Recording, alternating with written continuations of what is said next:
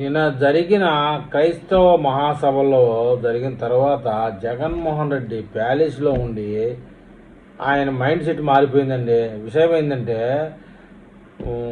ఆంధ్రప్రదేశ్ రాజకీయాల్లో భారతి రాకపోయినా హారతి తీసుకుంటా, నేనేమో నానా సంకలు నానా కష్టాలు పడి పెళ్ళాం రాకపోయినా వచ్చి రాని పూజలు చేస్తూ ఉంటే, తీర్థం తాగకపోయినా కూడా తాగినట్టు నటిస్తూ ఉంటే, ప్రసాదం తిన్నా తినకపోయినా నటిస్తూ ఉంటే, నా అభిమానులను నమ్మించి ఓట్లు వేస్తారన్న టైంకి 2029 ఎలక్షన్ టైంకి ఈ అరకోటుగాడు ఉత్తర కూరగాడు మొత్తం చదింగేటట్టున్నారు కదా అని చెప్పి ఆయన మైండ్లో పడిందంటండి. మొత్తానికి నిన్న జరిగిన క్రైస్తవ మహాసభల్లో హిందువుల్ని బెదిరిస్తున్నారు. అరే ఇలా బెదిరిస్తే హిందూ ఓట్లు మొత్తం పోతాయని తెలియదారా అని చెప్పేసి ఆయన ఫోన్లో అరకోటిని ఇంకా తర్వాత జోసఫ్ అనేవాడిని తిట్టడం జరిగింది.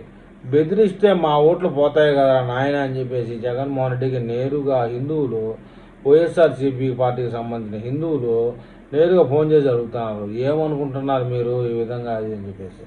మొత్తానికి ఇలాంటి క్రైస్తవ మహాసభలు ఇంకొక 4 జరిగితే 2029 కల్లా 44% ఉన్నటువంటి వైఎస్ఆర్సీపీ ఓటింగు 4-4.5 పడిపోక తప్పదు. ఇదే జగన్మోహన్ రెడ్డి భయం.